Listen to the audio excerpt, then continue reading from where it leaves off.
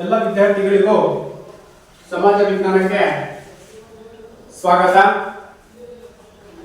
ವಿದ್ಯಾರ್ಥಿಗಳ ಪಾಠವನ್ನು ಪ್ರಾರಂಭ ಮಾಡುವುದಕ್ಕಿಂತ ಮುಂಚಿತವಾಗಿ ಕೆಲವೊಂದು ಸರಳವಾಗಿರ್ತಕ್ಕಂಥ ಪ್ರಶ್ನೆಗಳನ್ನು ನಾವು ನೋಡ್ತಾ ಹೋಗೋಣ. ನಮ್ಮ ದೇಶ ಯಾವುದು? ಒಬ್ರು ಭಾರತ. ವಾಕ್ಯಬದ್ಧವಾಗಿ ಹೇಳು. ನಮ್ಮ ದೇಶ ಭಾರತ. ನಮ್ಮ ರಾಜ್ಯ ಯಾವುದು? ನೀವು ರಶ್ಮಿಯವರ ಕರ್ನಾಟಕ. ಕರ್ನಾಟಕದ ರಾಜಧಾನಿ ಬೆಂಗಳೂರು. ಸರಿ ಇದೆಯಾ? ಶರತ್, ಭಾರತದ ರಾಜಧಾನಿ ಯಾವ್ದಪ್ಪ? ದೆಹಲಿ ಅಲ್ವಾ? ನಮ್ಮ ದೇಶ ಭಾರತ, ರಾಜ್ಯ ಕರ್ನಾಟಕ. ಸುಮಾರು 300-400 ವರ್ಷಗಳ ಹಿಂದೆ ಭಾರತವನ್ನ ಯಾರು ಆಡಳಿತವನ್ನ ಮಾಡ್ತಾ ಇದ್ರು? ಬ್ರಿಟಿಷರು ಆಡಳಿತವನ್ನ ಮಾಡ್ತಾ ಇದ್ರು. ಆ ಒಂದು ಸಂದರ್ಭದಲ್ಲಿ ಸಾಕಷ್ಟು ಸಮಸ್ಯೆಗಳಂತಕ್ಕಂಥವನ್ನ ನಾವು ಭಾರತದಲ್ಲಿ ಕಾಣ್ತಾ ಇದ್ವಿ. ಆ ಒಂದು ನಿಟ್ಟಿನಲ್ಲಿ ಸ್ವತಂತ್ರ ಹೋರಾಟ ಅಂತಕ್ಕಂಥದ್ದು ಕೂಡ ಆಗೋಯ್ತು. ನಂತರ ದೇಶಕ್ಕೆ ಸ್ವತಂತ್ರ ಅಂತಾನೂ ಕೂಡ ಬಂತು. ಯಾವಾಗ ದೇಶಕ್ಕೆ ಸ್ವತಂತ್ರ ಅಂತಕ್ಕಂಥದ್ದು ಬಂತು? ಯಾರಾದ್ರೂ ಒಬ್ರು ನಿಂತ್ಕೊಳ್ಳಿ. ಒಬ್ರು 1947 ಆಗಸ್ಟ್ 1947 ಆಗಸ್ಟ್ 15ರಂದು ಬ್ರಿಟಿಷರು ನಮಗೆ ಸಂಪೂರ್ಣವಾಗಿರ್ತಕ್ಕಂಥ ಒಂದು ಸ್ವತಂತ್ರವನ್ನ ಕೊಟ್ರು. ಆಗ ಭಾರತ ಏನ್ ಮಾಡ್ಬೇಕಾಗಿತ್ತು? ಸರ್ಕಾರವನ್ನ ರಚನೆ ಮಾಡಬೇಕಾಗಿತ್ತು. ಸಾರ್ವತ್ರಿಕ ಚುನಾವಣೆಗಳನ್ನ ಮಾಡುವುದರ ಮೂಲಕ ಚುನಾವಣೆಯ ನಂತರ ಸರ್ಕಾರ ಅಂತಕ್ಕಂಥದ್ದು ಕೂಡ ರಚನೆ ಆಯಿತು. ಬ್ರಿಟಿಷರ ಕಾನೂನುಗಳು ಅಂತಕ್ಕಂಥವೇನಿದ್ವು ಆ ಕಾನೂನುಗಳನ್ನ ತೊಡೆದು ಹಾಕಿ ನಮ್ಮ ಭಾರತೀಯರ ಕಾನೂನುಗಳನ್ನ ಜಾರಿಗೆ ತರಬೇಕಂತಕ್ಕಂಥ ಒಂದು ಉದ್ದೇಶವನ್ನ ಇಟ್ಕೊಂಡಿರ್ತಕ್ಕಂಥದ್ದು ನಾವು ಕಾಣ್ತಾ ಇದ್ದೀವಿ. ಆ ಸಂದರ್ಭದಲ್ಲಿ ಎಲ್ಲ ಸರ್ಕಾರದ ಒಂದು ವ್ಯವಸ್ಥೆ ಅಂತಕ್ಕಂಥದ್ದೇನಿದೆ, ಸಂವಿಧಾನವನ್ನ, ನಮ್ಮದೇ ಆಗಿರ್ತಕ್ಕಂಥ ಕಾನೂನುಗಳನ್ನ, ಭಾರತೀಯರ ನಿಯಮಗಳನ್ನ, ಕಾನೂನು ಕಟ್ಟಳೆಗಳನ್ನ ತರಬೇಕಂತಕ್ಕಂಥ ಒಂದೇ ಒಂದು ಉದ್ದೇಶದಿಂದ ಇಲ್ಲಿ ಭಾರತದ ಸಂವಿಧಾನ ಅಂದ್ರೆ ಇಂಡಿಯನ್ ಕಾನ್ಸ್ಟಿಟ್ಯೂಷನ್ ಅಂತ ನಾವೇನ್ ಕರಿತೀವಿ, ಭಾರತದ ಸಂವಿಧಾನದ ರಚನೆಗೆ ಹೆಚ್ಚಿನ ಆದ್ಯತೆಯನ್ನು ಕೊಟ್ಟಿರ್ತಕ್ಕಂಥ ನಾವು ಕಾಣ್ತಾ ಇದ್ದೀವಿ. ಬ್ರಿಟಿಷರ ಒಂದು ಆಡಳಿತ ಪದ್ಧತಿ, ಅವರು ಜಾರಿಗೆ ತಂದಿರ್ತಕ್ಕಂಥ ಕಾನೂನುಗಳೇನಿದ್ದಾವೆ ಆ ಕಾನೂನುಗಳನ್ನ ಬಿಟ್ಟು ಭಾರತೀಯರೇ ರಚನೆ ಮಾಡಿರ್ತಕ್ಕಂಥ ಕಾನೂನುಗಳಾಗಬೇಕು ಅಂತಕ್ಕಂಥ ಉದ್ದೇಶದಿಂದ ಸಂವಿಧಾನದ ರಚನೆಗೆ ಅವಕಾಶವನ್ನ ಕೊಟ್ಟಿರ್ತಕ್ಕಂಥ ನಾವು ಕಾಣ್ತೀವಿ. ಹಾಗಾದ್ರೆ ಈ ಒಂದು ಅವಧಿಯಲ್ಲಿ ನಾವು ಅಧ್ಯಯನವನ್ನು ಮಾಡ್ತಕ್ಕಂತಹ ಪಾಠ ಯಾವ್ದಪ್ಪ ಅಂತಂದ್ರೆ ನಮ್ಮ ಸಂವಿಧಾನ, ಭಾರತದ ಸಂವಿಧಾನ, ಇಂಡಿಯನ್ ಕಾನ್ಸ್ಟಿಟ್ಯೂಷನ್ ಅಂತ ಕರಿತೀವಿ. ಹಾಗಾದ್ರೆ ಈ ಒಂದು ಅಧ್ಯಾಯದಲ್ಲಿ ಬರ್ತಕ್ಕಂತಹ ಪ್ರಮುಖವಾಗಿರ್ತಕ್ಕಂಥ ಅಂಶಗಳು, ಕಲಿಕಾಂಶಗಳು ಏನೇನಿದಾವೆ? ಇಲ್ಲಿ ಸಂವಿಧಾನದ ರಚನಾ ಸಮಿತಿ ಅಂತಕ್ಕಂಥದ್ದು. ಸಂವಿಧಾನ ಜಾರಿಗೆ ಬರುವುದಕ್ಕಿಂತ ಮುಂಚೆ ಸಂವಿಧಾನವನ್ನ ನಾವು ರಚನೆ ಮಾಡಬೇಕು, ನಮ್ಮದೇ ಆಗಿರ್ತಕ್ಕಂಥ ಒಂದು ಕಾನೂನುಗಳನ್ನ ರಚನೆ ಮಾಡ್ಬೇಕಂತ ಹೇಳ್ಬಿಟ್ಟು ಒಂದು ಸಭೆ ಅಂತಕ್ಕಂಥದನ್ನ ಪ್ರಾರಂಭವನ್ನ ಮಾಡಿದ್ರು, ಸಭೆಯನ್ನ ಕರೆದಿರ್ತಕ್ಕಂಥದ್ದು. ಇನ್ನು ಎರಡನೇದಾಗಿರ್ತಕ್ಕಂಥದ್ದು ಸಂವಿಧಾನದ ಕರಡು ಸಮಿತಿ. ಅರ್ಥ ಆಯ್ತಲ್ಲ? ಎರಡನೇದು ಸಂವಿಧಾನದ ಕರಡು ಸಮಿತಿ ಅಂತಕ್ಕಂಥದ್ದು. ಸಂವಿಧಾನವನ್ನ ಯಾರು ರಚನೆ ಮಾಡಿದ್ರು ಅಂತಕ್ಕಂಥದನ್ನ ನಾವಲ್ಲಿ ತಿಳ್ಕೊಳ್ತಕ್ಕಂಥದ್ದು. ಇನ್ನ ಸಂವಿಧಾನದ ಪ್ರಸ್ತಾವನೆ.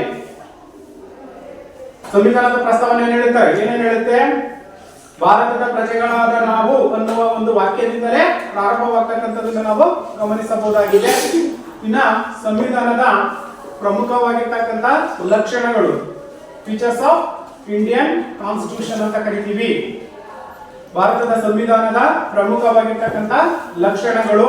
ಇನ್ನ ಪ್ರಮುಖವಾಗಿ ಬಂದು ನೆಕ್ಸ್ಟ್ ಬರ್ತಕ್ಕಂಥ ಫಲಿತಾಂಶ ಯಾವ್ದಪ್ಪ ಅಂತಂದ್ರೆ ಮೂಲಭೂತ ಹಕ್ಕುಗಳು, the meaning of fundamental rights, ಮೂಲಭೂತ ಹಕ್ಕುಗಳು.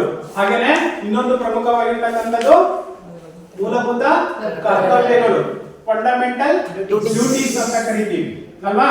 ಇವು ಹಾಗೇನೆ ಪ್ರಮುಖವಾಗಿರ್ತಕ್ಕಂತಹ ಕಲಿಕಾಂಶಗಳಾಗಿರ್ತಕ್ಕಂಥವು.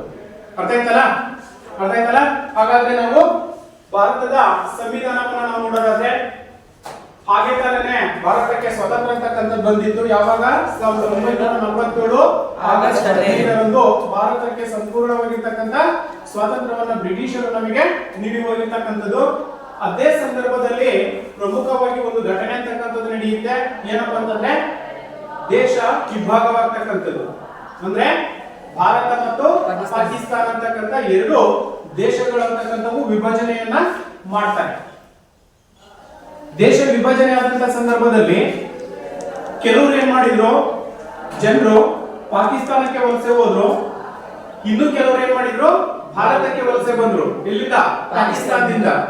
ಪಾಕಿಸ್ತಾನದಲ್ಲಿರ್ತಕ್ಕಂಥವ್ರು ಭಾರತಕ್ಕೆ ವಲಸೆ ಬಂದ್ರು. ಇನ್ನು ಭಾರತದಲ್ಲಿರ್ತಕ್ಕಂಥ ಕೆಲವು ಮುಸ್ಲಿಂ ಜನಾಂಗದವರು ಏನ್ ಮಾಡಿದ್ರು, ಪಾಕಿಸ್ತಾನಕ್ಕೆ ಹೋದ್ರು.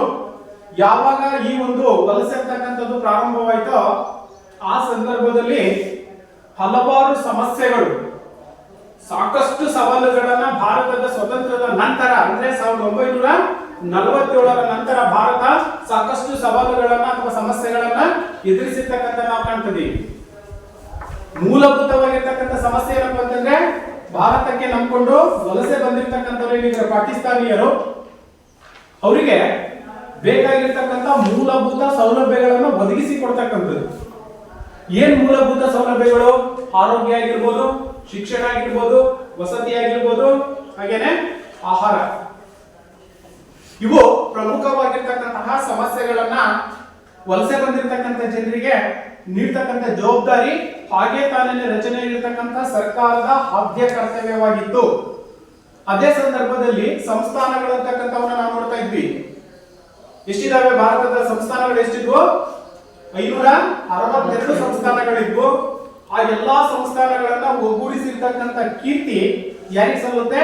ಸರ್ದಾರ್ ವಲ್ಲಭಾಯ್ ಪಟೇಲ್ ಅವರಿಗೆ ಸಲ್ತಕ್ಕಂಥದ್ದು. ಎಲ್ಲಾ ಸಂಸ್ಥಾನಗಳನ್ನ ಒಗ್ಗೂಡಿಸಿ ಒಕ್ಕೂಟ ರಾಷ್ಟ್ರ ಅಂತ ಕರಿತೀವಿ ನಾವು. ಅರ್ಥ ಆಯ್ತಾ? ಒಕ್ಕೂಟ ರಾಷ್ಟ್ರ ಎಂಬುದಾಗಿ ಸರ್ದಾರ್ ವಲ್ಲಭಾಯ್ ಪಟೇಲ್ ಎಲ್ಲರನ್ನು ಕೂಡ ಏಕೀಕರಣ ಮಾಡತಕ್ಕಂಥ ಒಂದು ವ್ಯವಸ್ಥೆಯನ್ನ ಜಾರಿಗೆ ತಂದಿರ್ತಕ್ಕಂಥದ್ದು. ಆ ಒಂದು ನಿಟ್ಟಿನಲ್ಲಿ ನಮ್ಮದೇ ಆಗಿರ್ತಕ್ಕಂಥ ಕಾನೂನುಗಳನ್ನ ರಚನೆ ಮಾಡಬೇಕು, ನಮ್ಮದೇ ಆಗಿರ್ತಕ್ಕಂಥ ನಿಯಮಗಳಂತಕ್ಕಂಥವು ರಚನೆ ಆಗಬೇಕು ಅಂತಕ್ಕಂಥ ಒಂದು ಅಂಶವನ್ನ ಇಟ್ಟುಕೊಂಡು ಪ್ರಮುಖ ನಾಯಕರುಗಳು ಅಂತಕ್ಕಂಥ ಏನಿದ್ದಾರೆ ನಮ್ಮ ಸಂವಿಧಾನವನ್ನ ನಾವು ರಚನೆ ಮಾಡಬೇಕು ಅಂತ ಹೇಳ್ಬಿಟ್ಟು ಒಂದು ಸಭೆಯನ್ನ ಕರೀತಾರೆ. ಅದನ್ನ ನಾವು ಸಂವಿಧಾನದ ರಚನಾ ಸಭೆ ಅಂತ ಕರಿತೀವಿ. ಸಂವಿಧಾನದ ರಚನಾ ಸಭೆ ಅಂತ ಕರಿತೀವಿ. ಆ ಒಂದು ರಚನೆ ಸಭೆಯಲ್ಲಿ ಯಾರ ಅಧ್ಯಕ್ಷತೆಯನ್ನ ವಹಿಸಿದ್ರಪ್ಪ ಅಂತಂದ್ರೆ ಬಾಬು ರಾಜೇಂದ್ರ ಪ್ರಸಾದ್. ಬಾಬು ರಾಜೇಂದ್ರ ಪ್ರಸಾದ್ ಅವರು ಈ ಒಂದು ಸಂವಿಧಾನ ರಚನಾ ಸಭೆಯ ಅಧ್ಯಕ್ಷತೆಯನ್ನ ವಹಿಸಿರ್ತಕ್ಕಂಥ ನಾವು ಕಾಣ್ತೀವಿ. ನೋಡಿ, ಯಾವುದೇ ರಾಷ್ಟ್ರದಲ್ಲಿ ಸರ್ಕಾರವು ಕೆಲವು ಮೂಲಭೂತ ತತ್ವಗಳು ಮತ್ತು ನಿಯಮಗಳ ಅನುಗುಣವಾಗಿ ಆಡಳಿತವನ್ನು ನಡೆಸ್ತಕ್ಕಂಥದ್ದೇನಿದೆ ಇದನ್ನ ನಾವು ಸಂವಿಧಾನ ಅಂತ ಕರಿತೀವಿ. ಇಲ್ಲ ಅಂತಂದ್ರೆ ರಾಜ್ಯವನ್ನಾಳುವ ಕಾನೂನುಗಳು. ಈಗ ಭಾರತ ಇದೆ, 30 ರಾಜ್ಯಗಳಿದ್ದಾವೆ. ಆ ಎಲ್ಲಾ ರಾಜ್ಯಗಳನ್ನ ಆಡಳಿತವನ್ನು ನೋಡ್ಕೊಳ್ತಕ್ಕಂಥದ್ದು ಒಂದು ಕಾನೂನು ಅಂತಕ್ಕಂಥದ್ದು ಇರಬೇಕು. ಹಾಗಾಗಿ ಇದನ್ನ ನಾವೇನಂತ ಕರಿತೀವಿ? ಸಂವಿಧಾನ ಅಂತ ಕರಿತೀವಿ. ರಾಜ್ಯವನ್ನಾಳುವ ಕಾನೂನುಗಳೇ ಸಂವಿಧಾನ ಅಂತ ಕರಿತೀವಿ. ಈ ಒಂದು ರಚನಾ ಸಭೆಯ ಅಧ್ಯಕ್ಷತೆಯನ್ನು ವಹಿಸಿರ್ತಕ್ಕಂತಹ ಬಾಬು ರಾಜೇಂದ್ರ ಪ್ರಸಾದ್ ಇದರ ಒಂದು ಅಧ್ಯಕ್ಷತೆಯನ್ನು ವಹಿಸಿರ್ತಕ್ಕಂಥದ್ದು. ಈ ಒಂದು ಸಂವಿಧಾನದ ರಚನಾ ಸಭೆ ಅಂತಕ್ಕಂಥದ್ದು ಮೊಟ್ಟ ಮೊದಲು ನಡೆದಿರ್ತಕ್ಕಂಥದ್ದು ಯಾವಾಗಪ್ಪ ಅಂತಂದ್ರೆ 1946 ಜುಲೈನಲ್ಲಿ ಸಂವಿಧಾನದ ರಚನಾ ಸಭೆ ಅಂತಕ್ಕಂಥದ್ದು ಪ್ರಾರಂಭವಾಗುತ್ತೆ ಅಥವಾ ಸಭೆಯನ್ನ ಕರೀತಾರೆ. ಕೇಳಬಹುದು ನಿಮಗೆ ಒಂದು ಒಂದರ ಪ್ರಶ್ನೆಯನ್ನ, ಸಂವಿಧಾನದ ರಚನಾ ಸಭೆಯ ಅಧ್ಯಕ್ಷರು ಯಾರು? ಇಲ್ಲಿ ಕರಡು ಸಮಿತಿನೇ ಬೇರೆ, ರಚನಾ ಸಭೆನೇ ಬೇರೆ, ಕನ್ಫ್ಯೂಸ್ ಮಾಡ್ಕೊಳ್ಳೋಕೆ ಹೋಗಬೇಡಿ. ಓಕೆ, ಸಂವಿಧಾನದ ರಚನಾ ಸಭೆಯ ಅಧ್ಯಕ್ಷತೆಯನ್ನ ಯಾರು ವಹಿಸಿಕೊಂಡಿದ್ರು? ಬಾಬು ರಾಜೇಂದ್ರ ಪ್ರಸಾದ್. ಯಾವಾಗ? 1946 ವಹಿಸಿಕೊಂಡಿದ್ರು. ಇದರ ಜೊತೆಯಲ್ಲಿ ಇನ್ನಿತರ ಪ್ರಮುಖ ನಾಯಕರುಗಳು ಕೂಡ ಈ ಒಂದು ರಚನಾ ಸಭೆಯಲ್ಲಿ ಭಾಗವಹಿಸಿರ್ತಕ್ಕಂಥ ನಾವು ಕಾಣ್ತಾ ಇದೀವಿ. ಯಾರ್ಯಾರು ಈ ಒಂದು ರಚನಾ ಸಭೆಯಲ್ಲಿ ಭಾಗವಹಿಸಿರ್ತಕ್ಕಂಥ ಪ್ರಮುಖ ನಾಯಕರುಗಳು ಅಂದ್ರೆ ಜವಾಹರ್ಲಾಲ್ ನೆಹರು, ಹಾಗೇನೆ ಸರ್ದಾರ್ ವಲ್ಲಭಾಯ್ ಪಟೇಲ್, ಹಾಗೇನೆ ಡಾಕ್ಟರ್ ಬಿ.ಆರ್. ಅಂಬೇಡ್ಕರ್, ಹಾಗೇನೆ ಸರೋಜಿನಿ ನಾಯ್ಡು, ಕೆಂಗಲ್ ಹನುಮಂತಯ್ಯ, ಇನ್ನಿತರ ಪ್ರಮುಖ ನಾಯಕರು ಅಂತಕ್ಕಂಥವರು ಈ ಒಂದು ಸಭೆಯಲ್ಲಿ, ಯಾವ ಸಭೆಯಲ್ಲಿ? ಸಂವಿಧಾನದ ರಚನಾ ಸಭೆಯಲ್ಲಿ ಕಾರ್ಯವನ್ನು ನಿರ್ವಹಿಸಿರ್ತಕ್ಕಂಥದ್ದನ್ನು ಕೂಡ ನಾವು ಗಮನಿಸಬಹುದಾಗಿದೆ. ಈ ರೀತಿಯಾಗಿ ಸಂವಿಧಾನದ ರಚನಾ ಸಭೆ ಅಂತಕ್ಕಂಥದ್ದು ಯಶಸ್ವಿಯಾಗಿರ್ತಕ್ಕಂಥದ್ದನ್ನು ನಾವು ಕಾಣ್ತಾ ಇದ್ದೀವಿ. ಅರ್ಥ ಆಯ್ತಲ್ಲ ಈಗ? ನೆಕ್ಸ್ಟ್ ನಾವು ನೋಡೋದಾದ್ರೆ ಇನ್ನ ಸಂವಿಧಾನದ ಕರಡು ಸಮಿತಿ. ಅಂದ್ರೆ ನಿರ್ದಿಷ್ಟವಾಗಿ ಒಂದು ಸಂವಿಧಾನವನ್ನ ನಾವು ರಚನೆ ಮಾಡಲೇಬೇಕು ಅಂತಕ್ಕಂಥ ಒಂದು ಸಭೆ ಅಂತಕ್ಕಂಥದ್ದು ಯಾವ ನಡೀತು? ರಚನಾ ಸಭೆ 1946ರಲ್ಲಿ ನಡೆದಿರ್ತಕ್ಕಂಥದ್ದು. ಆ ಒಂದು ಸಭೆಯ ಪ್ರಮುಖ ಅಂಶನೇ ಕರಡು ಸಮಿತಿ, ಸಂವಿಧಾನದ ಕರಡು ಸಮಿತಿ ಅಂತಕ್ಕಂಥದ್ದು ಪ್ರಾರಂಭವಾಗಲಿಕ್ಕೆ ಕಾರಣವಾಗಿರ್ತಕ್ಕಂಥದ್ದು. ಹಾಗಾದ್ರೆ ಇಲ್ಲಿ ಕೂಡ ಒಂದು ಅಂಕದ ಪ್ರಶ್ನೆ ಬರುತ್ತೆ. ಏನು? ಸಂವಿಧಾನದ ಕರಡು ಸಮಿತಿಯ ಅಧ್ಯಕ್ಷರು ಯಾರಾಗಿದ್ರು? ಅಂಬೇಡ್ಕರ್ ಅವರು ಈ ಒಂದು ಸಂವಿಧಾನದ ಕರಡು ಸಮಿತಿಯ ಅಧ್ಯಕ್ಷರಾಗಿರ್ತಕ್ಕಂಥದ್ದು.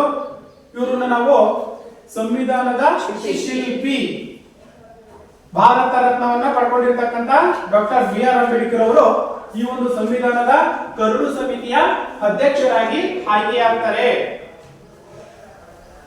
ಆಯ್ಕೆಯಾದಂತ ಸಂದರ್ಭದಲ್ಲಿ ಇವರು ವಿಶ್ವದ ಬೇರೆ ಬೇರೆ ರಾಷ್ಟ್ರಗಳಲ್ಲಿ ಇರ್ತಕ್ಕಂಥ ಸಂವಿಧಾನಗಳೇನಿದ್ದಾವೆ, ವಿಶ್ವದ ನಮ್ಮ ದೇಶವನ್ನ ಬಿಟ್ಟು ವಿಶ್ವದ ಬೇರೆ ಬೇರೆ ರಾಷ್ಟ್ರಗಳಲ್ಲಿ ಇರ್ತಕ್ಕಂಥ ಸಂವಿಧಾನ ಏನಿದೆ, ಆ ಸಂವಿಧಾನದಲ್ಲಿರ್ತಕ್ಕಂತಹ ಪ್ರಮುಖ ನಿಯಮಗಳು ಅಥವಾ ಕಾನೂನುಗಳೇನಿದ್ದಾವೆ, ಆ ಕಾನೂನುಗಳನ್ನ ಸಂಪೂರ್ಣವಾಗಿ ಅಧ್ಯಯನವನ್ನ ಮಾಡ್ತಾರೆ. ಬ್ರಿಟನ್ ಆಗಿರ್ಬೋದು, ಫ್ರಾನ್ಸ್ ಆಗಿರ್ಬೋದು, ಇಂಗ್ಲೆಂಡ್ ಆಗಿರ್ಬೋದು, ಈ ಒಂದು ದೇಶಗಳ ಸಂವಿಧಾನಗಳನ್ನ ಅಧ್ಯಯನವನ್ನ ಮಾಡಿ ಅದರಲ್ಲಿ ಇರ್ತಕ್ಕಂತಹ ಕೆಲವು ನಮ್ಮ ಭಾರತದ ಕಾನೂನುಗಳಿಗೆ ಅನುಕೂಲಕರವಾಗ್ತಕ್ಕಂಥ ನಿಯಮಗಳೇನಿದಾವೆ, ಕಾನೂನುಗಳು, ಆ ಕಾನೂನುಗಳನ್ನ ನಮ್ಮ ಸಂವಿಧಾನದಲ್ಲಿ ಅಳವಡಿಸ್ಕೊಂಡಿರ್ತಕ್ಕಂಥದ್ದು. ಅದಾಯ್ತಲ್ಲ? ಈ ಒಂದು ನಿಟ್ಟಿನಲ್ಲಿ ಬೇರೆ ರಾಷ್ಟ್ರಗಳ ಸಂವಿಧಾನದ ಎಲ್ಲಾ ಪ್ರಮುಖ ಅಂಶಗಳನ್ನ ಅಧ್ಯಯನವನ್ನ ಮಾಡಿ ಕೆಲವೊಂದು ಅಂಶಗಳನ್ನ ನಮ್ಮ ಭಾರತದ ಸಂವಿಧಾನದಲ್ಲಿ ಸೇರಿಸುವುದರ ಮೂಲಕ ಅಧಿಕೃತವಾಗಿ ಡಾಕ್ಟರ್ ಬಿ.ಆರ್. ಅಂಬೇಡ್ಕರ್ ಅವರು 1950 ಜನವರಿ 26ರಂದು ಭಾರತದ ಸಂವಿಧಾನವನ್ನ ರಚನೆ ಮಾಡ್ತಾರೆ. ಅಷ್ಟು ಸುಲಭವಾಗಿರ್ಲಿಲ್ಲ ಸಂವಿಧಾನವನ್ನ ರಚನೆ ಮಾಡ್ತಕ್ಕಂಥದ್ದು, ಹೌದಲ್ವಾ? ಸಾಕಷ್ಟು ಸಮಸ್ಯೆಗಳಿಂದ ಕೂಡಿರ್ತಕ್ಕಂಥ, ಯಾಕಂತಂದ್ರೆ ಬ್ರಿಟಿಷರ ನಿಯಮಗಳು ಏನಿದ್ವೋ ಅವುಗಳ ಜೊತೆಗೆ ನಮ್ಮ ಕಾನೂನುಗಳಂತಕ್ಕಂಥವು ಪ್ರತಿಯೊಬ್ಬ ಪ್ರಜೆಗೂ ಕೂಡ ಅನುಕೂಲಕರವಾಗಿರ್ಬೇಕಾಗಿರ್ತಕ್ಕಂಥ ನಿಯಮಗಳನ್ನ, ಕಾನೂನುಗಳನ್ನ, ಕಟ್ಟಳೆಗಳನ್ನ ತರ್ತಕ್ಕಂಥ ಒಂದು ಉದ್ದೇಶವನ್ನ ಇಟ್ಕೊಂಡು 1950 ಜನವರಿ 26ರಂದು ಅಧಿಕೃತವಾಗಿ ಡಾಕ್ಟರ್ ಬಿ.ಆರ್. ಅಂಬೇಡ್ಕರ್ ಅವರು ಭಾರತದ ಸಂವಿಧಾನವನ್ನ ರಚನೆ ಮಾಡ್ತಾರೆ. ಆ ಒಂದು ಜಾರಿಗೆ ಬಂದಿರತಕ್ಕಂಥ ಸಂವಿಧಾನದ ದಿನವನ್ನ ನಾವೇನಂತ ಆಚರಣೆ ಮಾಡ್ತೀವಿ? ಗಣರಾಜ್ಯೋತ್ಸವ, ಅಂದ್ರೆ ರಿಪಬ್ಲಿಕ್ ಡೇ. ಆಗ ಬರೇ ರಚನೆ ಆಯ್ತು, ಕಾನೂನುಗಳು ಬಂತು, ನಮ್ಮ ಸಂವಿಧಾನ ರಚನೆ ಆಯ್ತು ಅನ್ನೋದಕ್ಕಿಂತ ಅದರಲ್ಲಿ ಪ್ರಮುಖವಾಗಿರ್ತಕ್ಕಂಥ ಅಂಶಗಳನ್ನ ತಗೋಬೇಕಾಗುತ್ತೆ. ನಾವು ಎಷ್ಟು ದಿನಗಳ ಕಾಲ ಬೇಕಾಯ್ತು ಈ ಒಂದು ಸಂವಿಧಾನವನ್ನ ರಚನೆ ಮಾಡ್ಲಿಕ್ಕೆ, ಎಷ್ಟು ಹಣ ಅಂತಕ್ಕಂಥದ್ದು ಖರ್ಚಾಯಿತು ಅನ್ನೋದು ಕೂಡ ಮುಖ್ಯವಾಗಿರ್ತಕ್ಕಂಥದ್ದು. 2 ವರ್ಷ 11 ತಿಂಗಳು 18 ದಿನಗಳ ಕಾಲಾವಕಾಶವನ್ನ ತಗೊಂಡಿದ್ರು ಈ ಒಂದು ಭಾರತದ ಸಂವಿಧಾನವನ್ನ ರಚನೆ ಮಾಡಲಿಕ್ಕೆ ಡಾಕ್ಟರ್ ಬಿ.ಆರ್. ಅಂಬೇಡ್ಕರ್ ಅವರು. ಗೊತ್ತಾಯ್ತಲ್ಲ? 2 ವರ್ಷ 11 ತಿಂಗಳು 18 ದಿನಗಳ ಕಾಲ ಈ ಒಂದು ಸಂವಿಧಾನವನ್ನ ರಚನೆ ಮಾಡಿರ್ತಕ್ಕಂಥದ್ದು. ಅಷ್ಟು ದಿನಗಳ ಕಾಲ ಅವರು ರಚನೆ ಮಾಡಲಿಕ್ಕೆ ಕಾಲಾವಕಾಶವನ್ನ ತಗೊಂಡಾಗ ಆ ಸಂವಿಧಾನವನ್ನ ರಚನೆ ಮಾಡಬೇಕಾದ್ರೆ ಎಷ್ಟು ಹಣ ಅಂತಕ್ಕಂಥದ್ದು ಖರ್ಚಾಯ್ತು ಅದು ಮುಖ್ಯವಾಗಿರ್ತಕ್ಕಂಥದ್ದು. 6.4 ಕೋಟಿ ರೂಪಾಯಿಗಳ ವೆಚ್ಚ ಅಂತಕ್ಕಂಥದ್ದಾಯ್ತು ಭಾರತದ ಸಂವಿಧಾನ ರಚನೆ ಆಗಲಿಕ್ಕೆ. 6.4 ಕೋಟಿ, ಅರ್ಥಾಯ್ತಲ್ಲ? 6.4 ಕೋಟಿಗಳ ರೂಪಾಯಿ ಖರ್ಚಾಗಿ ಅಂತಿಮವಾಗಿ ಭಾರತದ ಸಂವಿಧಾನ ಅಂತಕ್ಕಂಥದ್ದು 1950 ಜನವರಿ 26ರಂದು ಅಧಿಕೃತವಾಗಿ ನಮ್ಮ ಸಂವಿಧಾನ ಅಂತಕ್ಕಂಥದ್ದು ಜಾರಿಗೆ ಬಂದಿರತಕ್ಕಂಥದ್ದನ್ನು ನಾವು ಕಾಣಬಹುದಾಗಿದೆ. ಅರ್ಥ ಆಯ್ತಲ್ಲ? ಇಷ್ಟು ಒಂದು ಸಂವಿಧಾನದ ರಚನಾ ಸಭೆ, ಹಾಗೇನೆ ಸಂವಿಧಾನದ ಕರಡು ಸಮಿತಿ ಅಂತಕ್ಕಂಥದ್ದು ಗೊತ್ತಾಯ್ತು. ಹಾಗಾದ್ರೆ ಸಂವಿಧಾನ ಅಂದ್ರೆ ಏನು? ರಾಜ್ಯವನ್ನ ಆಳುವ ಕಾನೂನುಗಳೇ ಸಂವಿಧಾನ. ಅರ್ಥ ಆಯ್ತಲ್ಲ? ನೆಕ್ಸ್ಟ್ ನಾವು ಮುಂದೆ ನೋಡೋದಾದ್ರೆ ಸಂವಿಧಾನದ ಪ್ರಸ್ತಾವನೆಯ ಮುಖ್ಯಾಂಶಗಳು ಏನೇನಿದಾವೆ, ಸಂವಿಧಾನದ ಪ್ರಸ್ತಾವನೆಯ ಮುಖ್ಯಾಂಶಗಳು. ಒಂದು, ಭಾರತದ ಪ್ರಜೆಗಳಾದ ನಾವು. ನೋಡಿ, ನಮ್ಮ ಪ್ರಸ್ತಾವನೆ ಪ್ರಾರಂಭವಾಗ್ತಕ್ಕಂಥದ್ದು ಯಾವಾಗಪ್ಪ ಅಂತಂದ್ರೆ ಎಲ್ಲಿಂದ ಸ್ಟಾರ್ಟ್ ಆಗುತ್ತೆ? ಭಾರತದ ಪ್ರಜೆಗಳಾದ ನಾವು, ಭಾರತೀಯರಾಗಿರ್ತಕ್ಕಂಥ ನಾವು ಅಂತಕ್ಕಂಥ ವಾಕ್ಯದಿಂದಲೇ ನಮ್ಮ ಭಾರತದ ಸಂವಿಧಾನದ ಒಂದು ಪ್ರಸ್ತಾವನೆ ಪ್ರಾರಂಭವಾಗ್ತಕ್ಕಂಥದ್ದನ್ನ ನಾವು ಕಾಣ್ತಾ ಇದ್ದೀವಿ. ಓಕೆ, ಭಾರತದ ಪ್ರಜೆಗಳಾದ ನಾವು ಅನ್ನುವ ವಾಕ್ಯದ ಮೂಲಕನೇ ಒಂದು ಪ್ರಸ್ತಾವನೆ ಪ್ರಾರಂಭವಾಗ್ತಕ್ಕಂಥದ್ದು. ಇನ್ನ ಸಾರ್ವಭೌಮ ರಾಷ್ಟ್ರ. ಏನ್ ಸಾರ್ವಭೌಮ ರಾಷ್ಟ್ರ ಅಂತಂದ್ರೆ ಭಾರತ ಯಾವುದೇ ರಾಷ್ಟ್ರಕ್ಕೆ ಅಧೀನವಾಗಿರದೆ ಸ್ವತಂತ್ರವಾಗಿರ್ತಕ್ಕಂಥ ಒಂದು ರಾಷ್ಟ್ರವಾಗಿರೋದ್ರಿಂದ ಭಾರತವನ್ನ ನಾವೇನಂತ ಕರಿತೀವಿ? ಸಾರ್ವಭೌಮ ರಾಷ್ಟ್ರ ಎಂಬುದಾಗಿ ಕರೆಯಲಾಗುತ್ತೆ. ಕ್ಲಿಯರ್ ಆಯ್ತಾ? ಸಾರ್ವಭೌಮ ರಾಷ್ಟ್ರ ಅಂದ್ರೇನು? ಯಾವುದೇ ರಾಷ್ಟ್ರಕ್ಕೆ ಅಧೀನವಾಗಿರದೆ. ಆಲ್ರೆಡಿ ನಾವೇನ್ ಮಾಡ್ಕೊಂಡಿದೀವಿ, 1947 ಆಗಸ್ಟ್ 15ರಂದು ಬ್ರಿಟಿಷರಿಂದ ಸಂಪೂರ್ಣವಾಗಿರ್ತಕ್ಕಂಥ ಸ್ವಾತಂತ್ರ್ಯವನ್ನು ನಾವು ಪಡ್ಕೊಂಡಿದ್ದೀವಿ. ಹಾಗಾಗಿ ನಮ್ಮ ದೇಶವನ್ನ ನಾವೇನಂತ ಕರಿತೀವಿ? ಸಾರ್ವಭೌಮ ರಾಷ್ಟ್ರ. ಅಂದ್ರೆ ಯಾರ ಅಂಗಿನಲ್ಲೂ ಅಧೀನವಾಗಿರದೆ ಸ್ವತಂತ್ರವಾಗಿರ್ತಕ್ಕಂಥ ರಾಷ್ಟ್ರಗಳನ್ನ ನಾವೇನಂತ ಕರಿತೀವಿ? ಸಾರ್ವಭೌಮ ರಾಷ್ಟ್ರಗಳು ಅಂತ ಕರಿತೀವಿ. ಇದು ಎರಡನೆಯ ಪ್ರಸ್ತಾವನೆ. ಇನ್ನ ಸಮಾಜವಾದ. ಸಮಾಜ ಅಂತಂದ್ರೆ ನಾವು ಇರ್ತಕ್ಕಂಥ ಒಂದು ವ್ಯವಸ್ಥೆ ಅಂತಕ್ಕಂಥದ್ದೇನಿದೆ, ಆ ಒಂದು ವ್ಯವಸ್ಥೆಯಲ್ಲಿ ನಾವೆಲ್ಲರೂ ಒಂದೇ ಅಂತಕ್ಕಂಥ ಮನೋಭಾವನೆ, ನಾವೆಲ್ಲ ಒಂದೇ ಸಮಾಜದಲ್ಲಿ ಅಂದ್ರೆ ಮಾನವ ಸಮಾಜದಲ್ಲಿ ನಾವು ಬದುಕ್ತಾ ಇದೀವಿ ಅಂತಕ್ಕಂಥ ಅಂಶವನ್ನ ನಾವು ಹೊಂದಿರಬೇಕಾಗುತ್ತೆ. ಇನ್ನ ನಾಲ್ಕನೇದಾಗಿರ್ತಕ್ಕಂಥದ್ದು ಜಾತ್ಯತೀತ ರಾಷ್ಟ್ರ ಅಲ್ವಾ? ಭಾರತವನ್ನ ನಾವು ಜಾತ್ಯತೀತ ರಾಷ್ಟ್ರ ಅಂತ ಕರಿತೀವೋ ಜಾತಿ ರಾಷ್ಟ್ರ ಅಂತ ಕರಿತೀವೋ? ಯಾಕೆ? ನನ್ನ ಪ್ರಶ್ನೆ, ಯಾಕೆ ಭಾರತವನ್ನ ನಾವು ಜಾತ್ಯತೀತ ರಾಷ್ಟ್ರ ಅಂತ ಕರಿತೀವಿ? ಎಲ್ಲಾ ಧರ್ಮಗಳಿಗೂ ಅಲ್ವಾ? ಎಲ್ಲಾ ಧರ್ಮಗಳಿಗೂ ಭಾರತ ಅಂತಕ್ಕಂಥದ್ದು ಆದ್ಯತೆಯನ್ನ ಕೊಟ್ಟಿದೆ. ಅಂದ್ರೆ ಹಿಂದೂ ಧರ್ಮದವರು ಇದ್ದಾರೆ, ಮುಸ್ಲಿಂ ಧರ್ಮದವರು ಇದ್ದಾರೆ, ಕ್ರೈಸ್ತರಿದ್ದಾರೆ, ಸಿಖ್ರಿದ್ದಾರೆ, ಬೌದ್ಧರಿದ್ದಾರೆ, ಜೈನರಿದ್ದಾರೆ.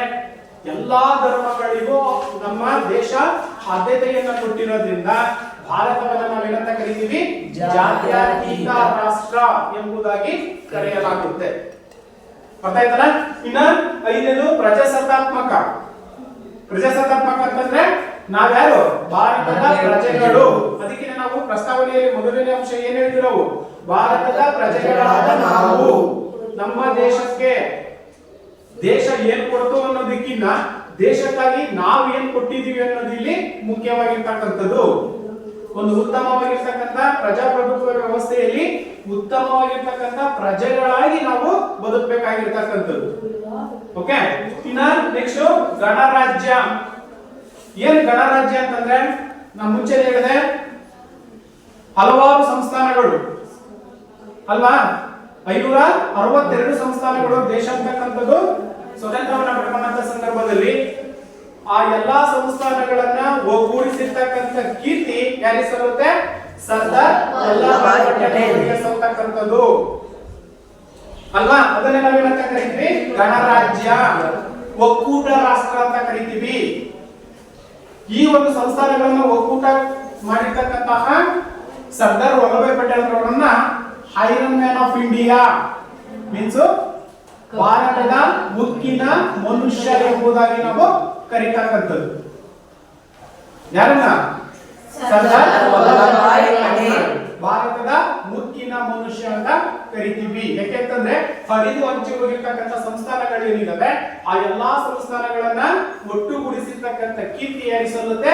ಸರ್ದಾರ್ ವಲ್ಲಭಾಯ್ ಪಟೇಲ್ ಸಲ್ಲೋದ್ರಿಂದ ಇವರನ್ನ ಭಾರತದ ಮುಕ್ಕಿನ ಮನುಷ್ಯ ಅಂತ ನಾವು ಕರಿತೀವಿ. ಆ ಒಂದು ಕಾರಣದಿಂದಲೇ ಈ ಸಂವಿಧಾನ ಅಂತಕ್ಕಂಥದ್ದು ಯಾವಾಗ ರಚನೆ ಆಯಿತು? 1950 ಜನವರಿ 26ರಂದು ಗಣರಾಜ್ಯವನ್ನಾಗಿ ನಾವು ಆಚರಣೆಯನ್ನ ಮಾಡ್ತಾ ಇದೀವಿ. ಗಣ ಅಂದ್ರೆ ಏನು? ಗುಂಪು ಅಥವಾ ಸಮೂಹ ಅಂತ ಕರಿತೀವಿ. ಇನ್ನ ನ್ಯಾಯಾಂಗ ವ್ಯವಸ್ಥೆ ಅಂತಕ್ಕಂಥದ್ದು ಏಕೀಕೃತ ನ್ಯಾಯಾಂಗ ವ್ಯವಸ್ಥೆಯನ್ನು ನಾವು ಭಾರತದಲ್ಲಿ ಕಾಣ್ತಾ ಇದ್ದೀವಿ ಅಲ್ವಾ? ಏಕೀಕೃತ ನ್ಯಾಯಾಂಗ ವ್ಯವಸ್ಥೆಯನ್ನ ಸುಪ್ರೀಂ ಕೋರ್ಟೇ ಇಲ್ಲಿ ಅಂತಿಮವಾಗಿರ್ತಕ್ಕಂಥದ್ದು. ಅದರ ಕೆಳಗಿರ್ತಕ್ಕಂಥ ಅಧೀನ ನ್ಯಾಯಾಲಯಗಳನ್ನು ಕೂಡ ನಾವು ಕಾಣ್ತಾ ಇದ್ದೀವಿ. ಇನ್ನ ಸ್ವತಂತ್ರ, ಈಗ ನಾವು ಸಂಪೂರ್ಣವಾಗಿರ್ತಕ್ಕಂಥ ಸ್ವಾತಂತ್ರ್ಯ ಅಂತಕ್ಕಂಥದ್ದು ಇದೆಯಾ ಭಾರತಕ್ಕೆ? ಯಾವುದೇ ದೇಶಕ್ಕೆ ನಾವು ಅಧೀನವಾಗಿರದೆ ನಮ್ಮ ಸರ್ಕಾರಗಳನ್ನ, ನಮ್ಮ ನಿಯಮಗಳನ್ನ, ನಮ್ಮ ಕಾನೂನುಗಳನ್ನ ರಚನೆ ಮಾಡಿಕೊಂಡು ನಾವು ಸ್ವತಂತ್ರವಾಗಿ ಇವತ್ತು ಏನು ಹಲವಾರು ಸಮಸ್ಯೆಗಳಂತಕ್ಕಂಥವಿದ್ವು ಸ್ವತಂತ್ರ ಬಂದಂತ ಸಂದರ್ಭದಲ್ಲಿ ಆ ಎಲ್ಲಾ ಸಮಸ್ಯೆಗಳನ್ನ ನೀಗಿಸಿಕೊಂಡು ನಾವು ಇವತ್ತು ಅಭಿವೃದ್ಧಿಶೀಲ ರಾಷ್ಟ್ರವಾಗಿ ಮುಂದುವರಿಯುತ್ತಿರುವ ರಾಷ್ಟ್ರವಾಗಿ ನಾವು ಬದುಕ್ತಕ್ಕಂಥದನ್ನ ನಾವು ಕಾಣ್ತಾ ಇದ್ದೀವಿ. ಇನ್ನ ಸಮಾನತೆ, that is the meaning of equality. ಎಲ್ಲರೂ ಒಂದೇ ಇಲ್ಲಿ ಜಾತಿ ಧರ್ಮ ಮತ ಭೇದ ಲಿಂಗ ಅಂತಕ್ಕಂಥದ್ದು ಯಾವುದು ಇಲ್ಲ. ನಾವೆಲ್ಲರೂ ಒಂದೇ. ನಾವೆಲ್ಲರೂ ಒಂದೇ ಅಂತಂದ್ರೆ ನಾವೆಲ್ಲ ಭಾರತೀಯರು ಅಂತ ಹೇಳ್ಬೇಕು. ಇಲ್ಲಿ ಧರ್ಮ ಜಾತಿ ಲಿಂಗ ಅಂತಕ್ಕಂಥದ್ದು ಬರಂಗಿಲ್ಲ.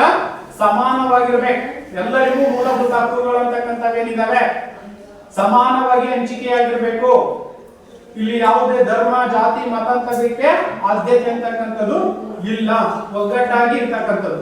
ಯಾರಾದ್ರೂ ಕೇಳಿದ್ರೆ ನೀವು ಯಾವುದೇ ಧರ್ಮ ಆಗಿರ್ಲಿ, ನೀವ್ ಯಾರು ಅಂತ ಕೇಳಿದಾಗ ನಾವು ಹೇಳ್ಬೇಕಾಗಿರ್ತಕ್ಕಂಥದ್ದು ನಾವು ಭಾರತೀಯರು, ನಾವೆಲ್ಲ ಒಂದೇ ಮನೋಭಾವನೆಯನ್ನ ಹೊಂದಿರ್ಬೇಕಂತಕ್ಕಂಥದ್ದೇ ಪ್ರಸ್ತಾವನೆಯ ಇನ್ನೊಂದು ಪ್ರಮುಖವಾಗಿರ್ತಕ್ಕಂಥ ಮೂಲ ಅಂಶವಾಗಿರ್ತಕ್ಕಂಥದ್ದು. ಇನ್ನ ಭ್ರಾತೃತ್ವ. ಭ್ರಾತೃತ್ವ ಅಂದ್ರೇನು? ಇಲ್ಲಿ ನಮ್ಮ ನೆರೆಯ ರಾಷ್ಟ್ರಗಳೇನಿದಾವೆ, ಅಕ್ಕಪಕ್ಕದ ರಾಷ್ಟ್ರಗಳು ಚೀನಾ, ಭೂತಾನ್, ಪಾಕಿಸ್ತಾನ, ಶ್ರೀಲಂಕಾ, ನೇಪಾಳ ಇವೇನಿದಾವೆ ಇವೆಲ್ಲ ನಮ್ಮ ನೆರೆಯ ರಾಷ್ಟ್ರಗಳು ಅಂತ ಕರಿತೀವಿ. ನೆರೆಯ ರಾಜ್ಯಗಳಿರ್ಬೋದು. ಅವುಗಳ ಜೊತೆ ನಾವೇನ್ ಮಾಡ್ಬೇಕು? ಭ್ರಾತೃತ್ವವನ್ನ, ಅಣ್ಣ ಸಹೋದರತೆಯನ್ನ ಹೊಂದಿರಬೇಕು. ಅರ್ಥ ಆಯ್ತಲ್ಲ? ಸಹೋದರತೆಯ ಮನೋಭಾವನೆಯನ್ನ ಹೊಂದಿರಬೇಕು ಅನ್ನೋ ಮನೋಭಾವನೆಯನ್ನ ನಾವು ಈ ಒಂದು ಪ್ರಸ್ತಾವನೆಯಲ್ಲಿ ಕಾಣ್ತಾ ಇದೀವಿ. ಇನ್ನ ಐಕ್ಯತೆ ಮತ್ತು ಸಮಗ್ರತೆ. ನಾನು ಆಗ್ಲೇ ಹೇಳಿದೆ ಏನು ಸಮಾನತೆಯಲ್ಲಿ ಐಕ್ಯತೆ ಅಂದ್ರೆ ನಾವೆಲ್ಲ ಭಾರತೀಯರು ಒಂದೇ ಅನ್ನೋ ಮನೋಭಾವನೆಯನ್ನ ಬೆಳೆಸ್ಕೋಬೇಕು. ಸಮಗ್ರತೆ ಅಂತಕ್ಕಂಥದ್ದು ಇರಬೇಕು.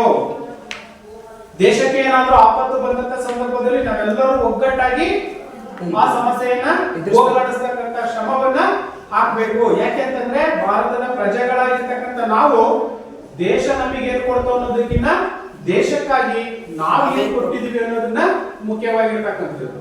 ಇಷ್ಟು ಪ್ರಮುಖವಾಗಿರ್ತಕ್ಕಂಥ ಸಂವಿಧಾನದ ಪ್ರಸ್ತಾವನೆಯ ಪ್ರಮುಖವಾಗಿರ್ತಕ್ಕಂಥ ಅಂಶಗಳು. ಕ್ಲಿಯರ್ ಆಯ್ತಾ? ನೆಕ್ಸ್ಟ್ ನಾವು ಸಂವಿಧಾನದ ಲಕ್ಷಣಗಳನ್ನ ನೋಡೋದಾದ್ರೆ ಫೀಚರ್ಸ್ ಆಫ್ ಇಂಡಿಯನ್ ಕಾನ್ಸ್ಟಿಟ್ಯೂಷನ್. ಸಂವಿಧಾನದಲ್ಲಿ 13 ಲಕ್ಷಣಗಳನ್ನ ಕೊಟ್ಟಿರ್ತಕ್ಕಂಥ ನಾವು ಕಾಣ್ತಾ ಇದೀವಿ. ಒಂದು ಲಿಖಿತ ಮತ್ತು ಬೃಹತ್ ಸಂವಿಧಾನ, ನಮ್ಯ ಮತ್ತು ಅನಮ್ಯ ಸಂವಿಧಾನ, ಹಾಗೇನೆ ಗಣತಂತ್ರ ವ್ಯವಸ್ಥೆ, ಹಾಗೇನೆ ಒಕ್ಕೂಟ ವ್ಯವಸ್ಥೆ, ಇನ್ನು ಮೂಲಭೂತ ಹಕ್ಕುಗಳು, ಮೂಲಭೂತ ಕರ್ತವ್ಯಗಳು, ಹಾಗೇನೆ ನಿರ್ದೇಶಕ ತತ್ವಗಳು, ಸ್ವತಂತ್ರ ಮತ್ತು ಏಕೀಕೃತ ನ್ಯಾಯಾಂಗ ವ್ಯವಸ್ಥೆ, ಏಕ ಪೌರತ್ವ, ಸಾರ್ವತ್ರಿಕ ವಯಸ್ಕ ಮತದಾನ ಪದ್ಧತಿ, ದ್ವಿಶಾಸಕಾಂಗ ಅಥವಾ ಸಂಸತ್ ಅಂತ ಕರೀತೀವಿ, ಹಾಗೇನೆ ಪಕ್ಷ ಪದ್ಧತಿ. ಇವು ಸಂವಿಧಾನದ ಪ್ರಮುಖವಾಗಿರ್ತಕ್ಕಂಥ ಲಕ್ಷಣಗಳು. ಕ್ಲಿಯರ್ ಆಯ್ತಾ? ಈಗ ನಾವು ಒಂದೊಂದಾಗಿ ನೋಡ್ತಾ ಹೋಗೋಣ. ಸಂವಿಧಾನದ ಲಕ್ಷಣಗಳನ್ನ ಒಂದೊಂದಾಗಿ ನಾವು ನೋಡ್ತಾ ಹೋದಾಗ ಮೊದಲನೇದಾಗಿರ್ತಕ್ಕಂಥದ್ದು ಲಿಖಿತ ಮತ್ತು ಬೃಹತ್ ಸಂವಿಧಾನ. ಭಾರತದ ಸಂವಿಧಾನ ಅಂತಕ್ಕಂಥದ್ದು ಏನಿದೆ ಇದು ಮೌಖಿಕವಾಗಿರ್ತಕ್ಕಂಥದ್ದಲ್ಲ, ಬರವಣಿಗೆಯ ಮೂಲಕ ಇರ್ತಕ್ಕಂಥ ಸಂವಿಧಾನ. ಅರ್ಥ ಆಯ್ತಲ್ಲ? ಲಿಖಿತ ಅಂದ್ರೇನು? ಬರವಣಿಗೆಯ ಮೂಲಕ ಇರ್ತಕ್ಕಂಥ ಸಂವಿಧಾನವನ್ನ ನಾವು ಲಿಖಿತ ಸಂವಿಧಾನ ಅಂತ ಕರಿತೀವಿ. ಬೇರೆ ಕೆಲವೊಂದು ರಾಷ್ಟ್ರಗಳಲ್ಲಿ ಮೌಖಿಕ ಸಂವಿಧಾನ, ಒಂದು ಸರ್ಕಾರ ಪದ್ಧತಿಯನ್ನು ನಾವು ಕಾಣ್ತೀವಿ. ಅಲ್ಲಿ ರಾಜ ಅಥವಾ ರಾಣಿಯರೇ ಆಡಳಿತವನ್ನ ಮಾಡ್ತಕ್ಕಂಥದ್ದು. ಬ್ರಿಟನ್ ಆಗಿರ್ಬೋದು, ಇಂಗ್ಲೆಂಡ್ ಆಗಿರ್ಬೋದು, ಅಂತಹ ಒಂದು ರಾಷ್ಟ್ರಗಳಲ್ಲಿ ಏಕ ಸರ್ಕಾರ ಪದ್ಧತಿಯನ್ನ ನಾವು ಕಾಣ್ತೀವಿ. ಅಲ್ಲಿ ರಾಜ ಅಥವಾ ರಾಣಿಯರೇ ಆಡಳಿತವನ್ನ ಮಾಡ್ತಕ್ಕಂಥದ್ದು, ಮೌಖಿಕವಾಗಿರ್ತಕ್ಕಂಥ ಆದೇಶಗಳಾಗ್ಬೋದು. ಆದರೆ ನಮ್ಮ ಭಾರತದ ಸಂವಿಧಾನ ಏನಿದೆ ವಿಶ್ವದ ರಾಷ್ಟ್ರಗಳಿಗಿಂತ ಅತಿ ದೊಡ್ಡದಾಗಿರ್ತಕ್ಕಂಥ ಸಂವಿಧಾನ, ಮತ್ತೆ ಬರವಣಿಗೆಯ ರೂಪದಲ್ಲಿ ಇರ್ತಕ್ಕಂಥದ್ದು. ಅದನ್ನೇ ನಾವು ಏನಂತ ಕರಿತೀವಿ? ಲಿಖಿತ ಸಂವಿಧಾನ ಮತ್ತು ಬೃಹತ್ ಸಂವಿಧಾನ. ದೊಡ್ಡದಾಗಿರ್ತಕ್ಕಂಥ ಮತ್ತು ಬರವಣಿಗೆಯ ರೂಪದಲ್ಲಿರ್ತಕ್ಕಂಥ ಸಂವಿಧಾನ ಅಂತಕ್ಕಂಥದ್ದನ್ನು ನಾವು ಮೊದಲನೆಯ ಲಕ್ಷಣಗಳಲ್ಲಿ ಕಾಣ್ತೀವಿ. ಕ್ಲಿಯರ್ ಆಯ್ತಾ? ಇನ್ನು ಎರಡನೇದು ಬಂದ್ರೆ ನಮ್ಯ ಮತ್ತು ಅನಮ್ಯ. ಭಾರತದ ಸಂವಿಧಾನ ಏನಿದೆ ಸರಳವಾಗಿಯೂ ಇಲ್ಲ, ಕಠಿಣವಾಗಿಯೂ ಇಲ್ಲ. ನಮ್ಯ ಮತ್ತು ಅನಮ್ಯ ಅಂತ ಇದೆ. ನಮ್ಯ ಸರಳವಾಗಿರ್ತಕ್ಕಂಥದ್ದು, ಅನಮ್ಯ ಕಠಿಣವಾಗಿರ್ತಕ್ಕಂಥದ್ದು. ಭಾರತದ ಸಂವಿಧಾನ ಏನಿದೆ ಇತ್ಲಾಗಿ ಸರಳವಾಗಿಯೂ ಇಲ್ಲ, ಇತ್ಲಾಗೆ ಕಠಿಣವಾಗಿಯೂ ಇಲ್ಲ. ಸುಲಭವಾಗಿ ನಾವು ಸಂವಿಧಾನದ ವಿಧಿಗಳೇನಿದಾವೆ ಅವುಗಳನ್ನ ತಿದ್ದುಪಡಿ ಮಾಡತಕ್ಕಂಥ ಕಾಲಕ್ಕೆ ತಕ್ಕಂತೆ ಕಾಲಕ್ಕನುಗುಣವಾಗಿ ನಾವು ಸಂವಿಧಾನದ ವಿಧಿಗಳನ್ನ ತಿದ್ದುಪಡಿ ಮಾಡತಕ್ಕಂತ ಅವಕಾಶವನ್ನ ಭಾರತದ ಸಂವಿಧಾನದಲ್ಲಿ ನೀಡಿರ್ತಕ್ಕಂಥದ್ದನ್ನ ನಾವು ಕಾಣ್ತಾ ಇದ್ದೀವಿ. ಹಾಗಾಗಿ ಭಾರತದ ಸಂವಿಧಾನ ಏನಿದೆ ನಮ್ಯ ಮತ್ತು ಅನಮ್ಯ ಸಂವಿಧಾನ, ಅಂದ್ರೆ ಸರಳವಾಗಿಯೂ ಇಲ್ಲ ಕಠಿಣವಾಗಿಯೂ ಇಲ್ಲ. ಇದು ಎರಡನೆಯ ಲಕ್ಷಣವಾಗಿರ್ತಕ್ಕಂಥದ್ದು. ಇನ್ನ ಮೂರನೇದಾಗಿರ್ತಕ್ಕಂಥದ್ದು ಗಣತಂತ್ರ ವ್ಯವಸ್ಥೆ. ಈಗಾಗಲೇ ನಮಗೆ ಗೊತ್ತಿದೆ ಗಣತಂತ್ರ ವ್ಯವಸ್ಥೆ ಅಂದ್ರೆ ಏನು. 1950 ಜನವರಿ 26ರಂದು ಸಂವಿಧಾನ ಅಂತಕ್ಕಂಥದ್ದು ಜಾರಿಗೆ ಬಂತು. ಅದನ್ನ ನಾವು ಗಣತಂತ್ರ ವ್ಯವಸ್ಥೆ ಅಂತ ಕರಿತೀವಿ, ಗಣರಾಜ್ಯ ಅಂತಲೂ ಕೂಡ ಕರಿತೀವಿ. ಏನು ಹಲವಾರು ಸಂಸ್ಥಾನಗಳಂತಕ್ಕಂಥವಿದ್ವು, ಆ ಎಲ್ಲ ಸಂಸ್ಥಾನಗಳನ್ನ ಒಗ್ಗೂಡಿಸಿರ್ತಕ್ಕಂಥದ್ದನ್ನೇ ನಾವೇನಂತ ಕರಿತೀವಿ ಗಣತಂತ್ರ ವ್ಯವಸ್ಥೆ. ಹರಿವೆಂಚಿ ಹೋಗಿರ್ತಕ್ಕಂಥ ಸಂಸ್ಥಾನಗಳನ್ನ ಒಗ್ಗೂಡಿಸಿರ್ತಕ್ಕಂಥದ್ದು,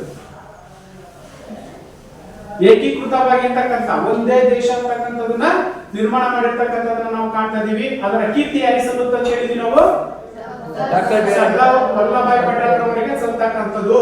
ಹಾಗಾಗಿ ಅವರನ್ನ ನಾವೇನಂತ ಕರಿತೀವಿ ಉಕ್ಕಿನ ಮನುಷ್ಯ ಎಂಬುದಾಗಿ ಕರೆಯಲಾಗುತ್ತೆ. ಇನ್ನ ಮೂಲಭೂತ ಹಕ್ಕುಗಳು ಸಂವಿಧಾನದ ಲಕ್ಷಣಗಳಲ್ಲಿ ಪ್ರಮುಖವಾಗಿರ್ತಕ್ಕಂಥದ್ದು ಯಾವಪ್ಪ ಅಂತಂದ್ರೆ ಫಂಡಮೆಂಟಲ್ ರೈಟ್ಸ್ ಅಂತ ನಾವೇನ್ ಕರಿತೀವಿ ಮೂಲಭೂತ ಹಕ್ಕುಗಳು. ಯಾರಾದ್ರೂ ಒಬ್ರು ಹೇಳಿ ಮೂಲಭೂತ ಹಕ್ಕುಗಳು ಯಾವ್ಯಾವ ಇದಾವ ಅಂತ ಯಾರು ಹೇಳ್ತೀರಿ? ಸಮಾನತೆ ಹಕ್ಕು, ಸ್ವಾತಂತ್ರ್ಯದ ಹಕ್ಕು, ಶೋಷಣೆ ವಿರುದ್ಧದ ಹಕ್ಕು, ಸಂವಿಧಾನಾತ್ಮಕ ಪರಿಹಾರಗಳ ಹಕ್ಕು, ಶೈಕ್ಷಣಿಕ ಮತ್ತು ಸಂವಿಧಾನದ ಹಕ್ಕು, ಸಂವಿಧಾನಬದ್ಧ ಪರಿಹಾರದ ಹಕ್ಕು, ಸಂವಿಧಾನಬದ್ಧ ಪರಿಹಾರದ ಹಕ್ಕು ಅಂತಕ್ಕಂಥವು ಇವು ಪ್ರಮುಖವಾಗಿರ್ತಕ್ಕಂತಹ ಮೂಲಭೂತ ಹಕ್ಕುಗಳು. ಅಂತ ಆಯ್ತಲ್ಲ, 6 ಮೂಲಭೂತ ಹಕ್ಕುಗಳನ್ನು ನಾವು ಕಾಣ್ತಾ ಇದ್ದೀವಿ. ಎಷ್ಟಿದಾವೆ ಮೂಲಭೂತ ಹಕ್ಕುಗಳು? 6 ಮೂಲಭೂತ ಹಕ್ಕುಗಳನ್ನ ಕಾಣಬಹುದಾಗಿದೆ. ಇನ್ನ ನಾವು ಮೂಲಭೂತ ಕರ್ತವ್ಯಗಳು ಫಂಡಮೆಂಟಲ್ ಡ್ಯೂಟೀಸ್ ಅಂತ ಕರಿತೀವಿ ಅಲ್ವಾ? ಯಾರು ಹೇಳ್ತೀರಾ ಮೂಲಭೂತ ಕರ್ತವ್ಯಗಳು? ಯಾರು ಹೇಳ್ತೀರಿ? ಮೂಲಭೂತ ಹಕ್ಕುಗಳು ಆಯ್ತು. ಮೂಲಭೂತ ಕರ್ತವ್ಯಗಳು ಏನೇನಿದಾವೆ? ಎನಿಬಡೀಸ್? ಮೂಲಭೂತ ಕರ್ತವ್ಯಗಳನ್ನ ಹೇಳ್ತೀರಾ? ಎನಿಬಡೀಸ್? ಓಕೆ, ನಾನು ಹೇಳ್ತೀನಿ. ರಾಷ್ಟ್ರಧ್ವಜವನ್ನ ಗೌರವಿಸ್ತಕ್ಕಂಥದ್ದು, ರಾಷ್ಟ್ರಧ್ವಜವನ್ನ ಗೌರವಿಸ್ತಕ್ಕಂಥದ್ದು, ರಾಷ್ಟ್ರ ಗೀತೆಗೆ ಗೌರವವನ್ನ ಸೂಚಿಸ್ತಕ್ಕಂಥದ್ದು, ಹಿರಿಯರಿಗೆ ಗೌರವವನ್ನ ಕೊಡ್ತಕ್ಕಂಥದ್ದು ಅಲ್ವಾ? ಸಾರ್ವಜನಿಕ ಆಸ್ತಿಪಾಸ್ತಿಗಳನ್ನ ಕಾಪಾಡ್ತಕ್ಕಂಥದ್ದು. ಸಾರ್ವಜನಿಕ ಆಸ್ತಿಪಾಸ್ತಿಗಳನ್ನ ಗೊತ್ತಲ್ಲ, ಸರ್ಕಾರದ ಒಡೆತನದಲ್ಲಿ ಬರ್ತಕ್ಕಂಥ ಆಸ್ತಿಗಳೇನಿದ್ದಾವೆ ಅವುಗಳನ್ನ ಕಾಪಾಡ್ತಕ್ಕಂಥ ಜವಾಬ್ದಾರಿನೂ ಕೂಡ ನಮ್ದಾಗಿರ್ತಕ್ಕಂಥದ್ದು. ಇತ್ತೀಚೆಗೆ ಇನ್ನೊಂದು ಪ್ರಮುಖವಾಗಿರ್ತಕ್ಕಂಥ ಮೂಲಭೂತ ಕರ್ತವ್ಯವನ್ನ ನಾವು ಕಾಣೋದಾದ್ರೆ 6 ರಿಂದ 14 ವರ್ಷದ ಮಕ್ಕಳು ಏನಿದ್ದಾರೆ ಅವರು ಉಚಿತ ಮತ್ತು ಕಡ್ಡಾಯ ಶಿಕ್ಷಣವನ್ನ ಪಡೆಯಲೇಬೇಕು ಅನ್ನೋದು ಕರ್ತವ್ಯವಾಗಿರ್ತಕ್ಕಂಥದ್ದು. ಅರ್ಥ ಆಯ್ತಲ್ಲ? ಪೋಷಕರ ಕರ್ತವ್ಯನೂ ಕೂಡ ಹೌದು. ಯಾವುದು? 6 ರಿಂದ 14 ವರ್ಷದ ಮಕ್ಕಳು ಏನಿದ್ದಾರೆ ಇವರು ಉಚಿತ ಮತ್ತು ಕಡ್ಡಾಯ ಶಿಕ್ಷಣವನ್ನ ಪಡೆಯಲೇಬೇಕು. 14 ವರ್ಷದ ಒಳಗಿನ ಮಕ್ಕಳು ಯಾರು ಕೂಡ ಕೆಲಸಕ್ಕೆ ಹೋಗಬಾರದು, ಶಿಕ್ಷಣದಿಂದ ವಂಚಿತರಾಗಬಾರದು. ಅದು ಮೂಲಭೂತ ಹಕ್ಕಿನಲ್ಲಿರ್ತಕ್ಕಂತಹ ಆ ಒಂದು ಶಿಕ್ಷಣದ ಕಾಯ್ದೆಯನ್ನ ಮೂಲಭೂತ ಕರ್ತವ್ಯಕ್ಕೆ ತಂದಿರ್ತಕ್ಕಂಥ ನಾವು ಕಾಣ್ತಾ ಇದ್ದೀವಿ. ಅವ್ರ ತಂದೆ ತಾಯಿ ಅಥವಾ ಪೋಷಕರ ಕರ್ತವ್ಯ ಏನಪ್ಪ ಅಂತಂದ್ರೆ ಆ ಮಗುವಿಗೆ 14 ವರ್ಷದವರೆಗೆ ಶಿಕ್ಷಣವನ್ನ ಕೊಡಿಸಬೇಕು ಅಂತಕ್ಕಂಥದ್ದೇ ಈ ಒಂದು ಮೂಲಭೂತ ಕರ್ತವ್ಯದ ಪ್ರಮುಖವಾಗಿರ್ತಕ್ಕಂಥ ಅಂಶ. ಓಕೆ, ಇಷ್ಟು ನಾವು ಮೂಲಭೂತ ಕರ್ತವ್ಯಗಳನ್ನ ನೋಡಿದ್ವಿ. ಇನ್ನ ರಾಜ್ಯ ನಿರ್ದೇಶಕ ತತ್ವಗಳು, ಸಂವಿಧಾನದಲ್ಲಿ ಬರ್ತಕ್ಕಂಥ ರಾಜ್ಯ ನಿರ್ದೇಶಕ ತತ್ವಗಳು. ಇನ್ನ ಸ್ವತಂತ್ರ ಮತ್ತು ಏಕೀಕೃತ ನ್ಯಾಯಾಂಗ, ಯಾರು ಕೂಡ ಪ್ರಶ್ನೆ ಮಾಡುವಂತಿಲ್ಲ. ಯಾವನ್ನ? ಸುಪ್ರೀಂ ಕೋರ್ಟ್ ಅನ್ನ. ಏಕೀಕೃತ ನ್ಯಾಯಾಂಗ, ಇಡೀ ದೇಶಕ್ಕೆ ಒಂದೇ ನ್ಯಾಯಾಂಗ ವ್ಯವಸ್ಥೆಯನ್ನು ನಾವು ಕಾಣ್ತಾ ಇದ್ದೀವಿ. ಅದರ ಅಧೀನದಲ್ಲಿ ಬರ್ತಕ್ಕಂಥ ಹೈಕೋರ್ಟ್ ಆಗಿರ್ಬೋದು, ತಾಲೂಕು ಮತ್ತು ಜಿಲ್ಲಾ ನ್ಯಾಯಾಲಯಗಳನ್ನ ಕಾಣ್ತೀವಿ. ಆದ್ರೆ ಏಕೀಕೃತವಾಗಿರ್ತಕ್ಕಂಥ ಇಡೀ ದೇಶಕ್ಕೆ ಒಂದೇ ನ್ಯಾಯಾಂಗ ವ್ಯವಸ್ಥೆಯನ್ನು ನಾವು ಕಾಣ್ತಾ ಇದ್ದೀವಿ. ಇನ್ನ ಏಕ ಪೌರತ್ವ, ಭಾರತದ ಪ್ರಜೆಗಳಿಗೆ ಪೌರತ್ವ ಎಷ್ಟು ಕೊಟ್ಟಿದೆ? ಒಂದೇ. ಮತ ಚಲಾಯಿಸ್ತಕ್ಕಂಥದ್ದು ಒಂದೇ. ಭಾರತದ ಪೌರತ್ವವನ್ನು ಪಡ್ಕೊಂಡಿರ್ಬೇಕು. ಈಗ ಯಾರೋ ಒಬ್ಬ ವ್ಯಕ್ತಿ ಅಮೆರಿಕದಲ್ಲಿ ಹುಟ್ಟಿದ್ದಾನೆ, ಆ ಹುಟ್ಟಿರ್ತಕ್ಕಂಥ ವ್ಯಕ್ತಿ ಭಾರತವನ್ನು ಆಲಿಸಿ ಬಂದಿದ್ದಾನೆ. ಭಾರತದ ಅವನು? ಏನ್ ಮಾಡ್ಬೇಕು? ಏನ್ ಮಾಡ್ಬೇಕು? ಭಾರತದ ಪೌರತ್ವವನ್ನು ಪಡ್ಕೋಬೇಕು. ಈಗ ನಾನು ಅಮೆರಿಕದಲ್ಲಿ ಹುಟ್ಟಿದೀನಿ, ನಮ್ಮ ಅಪ್ಪ ಅಮ್ಮ ಇಂಡಿಯನ್ಸ್, ನಮ್ಮ ಪೌರತ್ವ ಇರೋದು ಅಮೆರಿಕದಲ್ಲಿ. ನನಗೆ ಈಗ ನನ್ನ ದೇಶದ ಬಗ್ಗೆ ಪ್ರೀತಿ ಬಂದಿದೆ, ನನ್ನ ದೇಶದಲ್ಲಿ ಹೋಗಿ ನಾನು ಬದುಕಬೇಕು, ನನ್ನ ದೇಶದಲ್ಲೇ ವಾಸ ಮಾಡ್ಬೇಕು ಅಂತಕ್ಕಂಥದ್ದು ನನಗೆ ಇಷ್ಟ ಆಗಿದೆ. ಅದಕ್ಕೆ ನಾನೇನ್ ಮಾಡ್ಬೇಕು? ಈಗ ಅಮೆರಿಕದ ಪೌರತ್ವವನ್ನ ಪಡ್ಕೊಂಡಿದ್ದೀನಿ, ಭಾರತದ ಪೌರತ್ವವನ್ನು ಪಡ್ಕೋಬೇಕು ಅನ್ನೋದು ನಾನು ಏನ್ ಮಾಡ್ಬೇಕು? ಅಲ್ಲಿ ಬಿಟ್ಟು ಬಂದು ಇಲ್ಲಿ ಇರ್ಬೇಕಾ? ಅಲ್ಲಿ ಬಿಟ್ಟು ಬಂದು ಇಲ್ಲಿ ಬಂದಕ್ಕೆ ಇಲ್ಲಿ ಪೌರತ್ವವನ್ನ ಕೊಟ್ಬಿಡ್ತಾರ? ಇಲ್ಲ. ಯಾವುದೇ ಒಬ್ಬ ವ್ಯಕ್ತಿ ಯಾವುದೇ ದೇಶದ ಪೌರತ್ವವನ್ನು ಪಡ್ಕೋಬೇಕಾದ್ರೆ ಕನಿಷ್ಠ ಪಕ್ಷ 5 ರಿಂದ 10 ವರ್ಷಗಳ ಕಾಲ ಶಾಶ್ವತವಾಗಿ ಆ ದೇಶದಲ್ಲಿ ನೆಲೆಸಿರ್ಬೇಕು. ಅರ್ಥ ಆಯ್ತಲ್ಲ? 5 ರಿಂದ ಸರ್ 10 ವರ್ಷ ಒಳಗೆ ಬಂದ್ರೆ 5 ರಿಂದ 10 ವರ್ಷದ ಕಂಪಲ್ಸರಿಯಾಗಿ ಅವನು ವಾಸವನ್ನ ಮಾಡ್ಬೇಕು ಆ ದೇಶದಲ್ಲಿ. ಹೋಗಿ ಬರಬಹುದು ಅಧಿಕೃತವಾಗಿ. ಹೇಳ್ತೀರ ನಾನು ಈಗ ಅಮೆರಿಕದಲ್ಲಿ ನಾನು ಇದೀನಪ್ಪ, ಅಮೆರಿಕದಲ್ಲಿ ನಾನು ಇದೀನಿ ಅಂತಂದ್ರೆ ಅಮೆರಿಕದ ಪೌರತ್ವವನ್ನ 2 ಪೌರತ್ವವನ್ನು ಹೊಂದಿರಕ್ಕೆ ಸಾಧ್ಯ ಇಲ್ಲ. ಆ ಪೌರತ್ವವನ್ನ ಕ್ಯಾನ್ಸಲ್ ಮಾಡ್ಬೇಕು, ಭಾರತದ ಪೌರತ್ವವನ್ನು ನಾವು ಪಡ್ಕೋಬೇಕು. ಈಗ ಅರ್ಥ ಆಯ್ತಾ? ಅಲ್ಲಿ ನಾನು ಭಾರತಕ್ಕೆ ಬಂದಿದ್ದೀನಿ ಅಂದ್ರೆ ಕನಿಷ್ಠ 5 ರಿಂದ 10 ವರ್ಷಗಳ ಕಾಲ ಇಲ್ಲಿ ಶಾಶ್ವತವಾಗಿ ನೆಲೆ ನಿಲ್ಬೇಕು. ನೆಲೆ ನಿಂತಾಗ ಮಾತ್ರ ಇವನು ಭಾರತದ ಪ್ರಜೆ ಅಂತ ಕನ್ಫರ್ಮ್ ಆಗ್ತದೆ. ಅವಾಗ ಭಾರತದ ಪೌರತ್ವ ನಮಗೆ ಲಭ್ಯವಾಗುತ್ತೆ. ಅವಾಗ ಅಲ್ಲಿ ಅಮೆರಿಕದ ಪೌರತ್ವ ಕ್ಯಾನ್ಸಲ್ ಆಗ್ತದೆ. ಅರ್ಥ ಆಯ್ತು ಈಗ?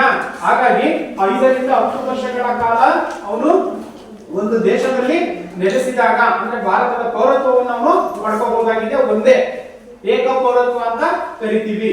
ಇನ್ನ ಸಾರ್ವತ್ರಿಕ ವಯಸ್ಕ ಮತದಾನ ಪದ್ಧತಿ.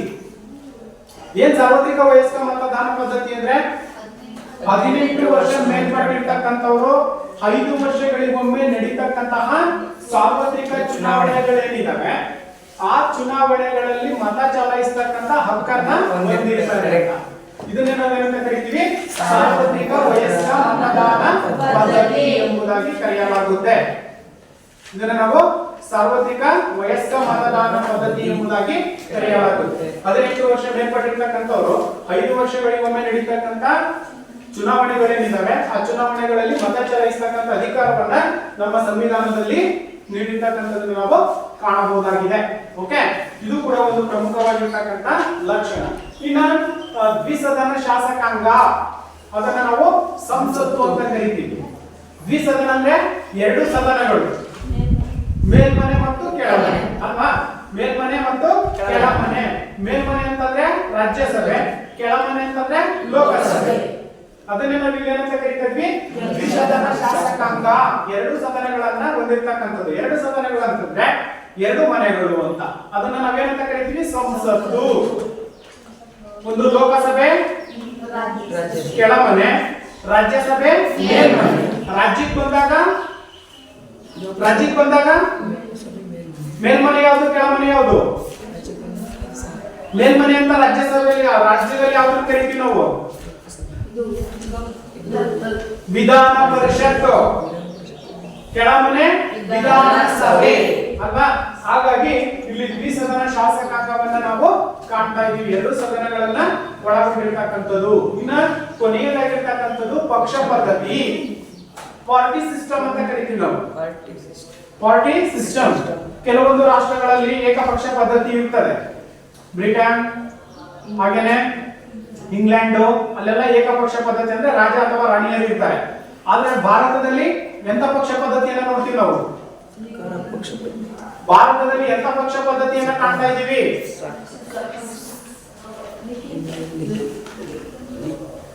ಭಾರತದಲ್ಲಿ ಎಂತಹ ಪಕ್ಷ ಪದ್ಧತಿಯನ್ನ ಕಾಣ್ತಾ ಇದೀವಿ ನಾವು?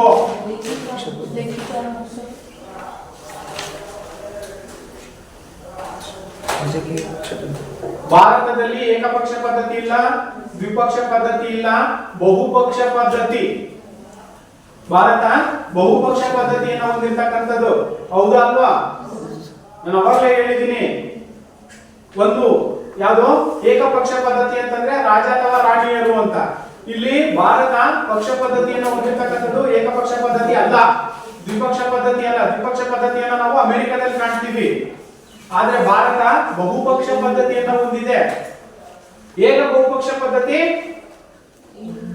ರಾಷ್ಟ್ರೀಯ ಪಕ್ಷಗಳು ಮತ್ತು ಪ್ರಾದೇಶಿಕ ಪಕ್ಷಗಳು. ಕಾಂಗ್ರೆಸ್ ಇದೆ, ಬಿಜೆಪಿ ಇದೆ, ಜೆಡಿಎಸ್ ಇದೆ, ಹಲವಾರು ಪ್ರಾದೇಶಿಕ ಪಕ್ಷಗಳಿದೆ. ಹಾಗಾದ್ರೆ ಒಂದೇ ಪಕ್ಷ ಅಂತ ಹೇಳ್ತೀವ ನಾವು ಅದನ್ನ?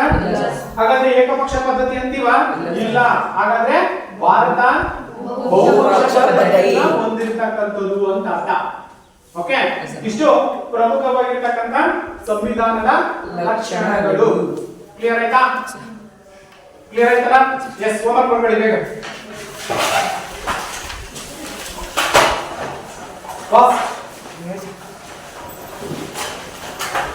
ಸಂವಿಧಾನ ಎಂದರೇನು?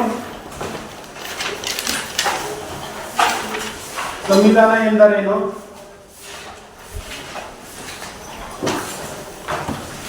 ಸಂವಿಧಾನದ ಕರಡು ಸಮಿತಿಯ ಅಧ್ಯಕ್ಷರು, ಸಂವಿಧಾನದ ಕರಡು ಸಮಿತಿಯ ಅಧ್ಯಕ್ಷರು, ಸಂವಿಧಾನದ ಪ್ರಸ್ತಾವನೆಯ ಪ್ರಮುಖವಾಗಿರ್ತಕ್ಕಂಥ ಅಂಶಗಳು, ಸಂವಿಧಾನದ ಪ್ರಸ್ತಾವನೆಯ ಪ್ರಮುಖವಾಗಿರ್ತಕ್ಕಂಥ ಅಂಶಗಳು. ಇನ್ನು ಕೊನೆಯ ಪ್ರಶ್ನೆ, ಸಂವಿಧಾನದ ಲಕ್ಷಣಗಳು. ಸಂವಿಧಾನದ ಲಕ್ಷಣಗಳು. ಸಂವಿಧಾನದ ಪ್ರಸ್ತಾವನೆಯ ಪ್ರಮುಖ ಅಂಶಗಳು, ಸಂವಿಧಾನದ ಲಕ್ಷಣಗಳು. ಆಯ್ತಾ? ಧನ್ಯವಾದಗಳು.